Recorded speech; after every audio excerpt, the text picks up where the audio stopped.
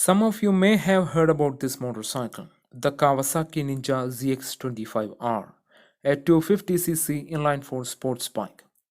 Yeah, you heard that right, an inline-4 250 in a time when everyone and their grandma is going electric.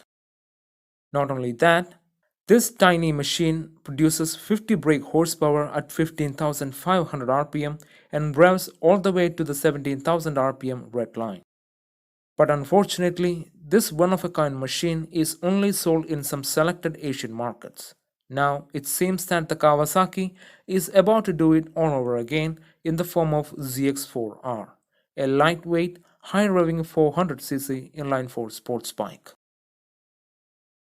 According to a news report published by motorcyclenews.com, Kawasaki is planning to launch an even more hardcore machine in the form of a more powerful 400cc version retaining all the characteristic traits of the Ninja ZX25R. The rumors of a more powerful 400 were already floating around when the ZX25R was first launched.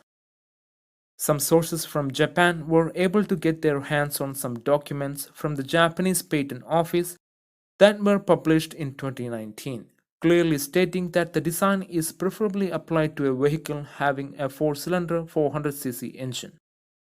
According to MCN, the sources in Japan says that the launch of a bigger, even more powerful ZX4R is almost sure. I'll link the article down below in the description if you're interested in reading it.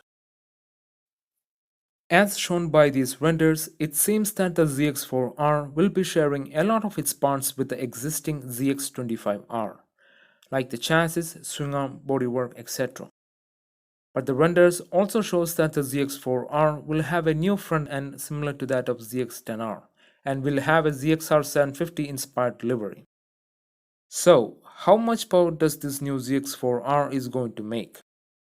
The current ZX25R makes 50.3 brake horsepower at 15,500 rpm and 23 Nm of torque at 14,500 rpm. The new ZX4R is expected to make around 80 brake horsepower, which is considerably more than their Ninja 650, and 35 Nm of torque, which should eliminate the massive torque deficiency that the ZX25R have to an extent. The inline-4 400cc unit will also feature the ram air intake like in the ZX25R. It made me quite happy when I first read the report, but then I thought to myself, we didn't get the ZX25R, so why should we care?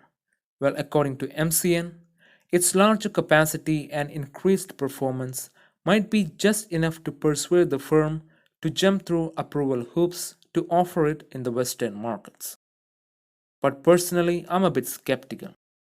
But at the same time, it makes me quite happy that a giant company like Kawasaki is doing their best to build exceptional engines, when everyone else is trying to get rid of it.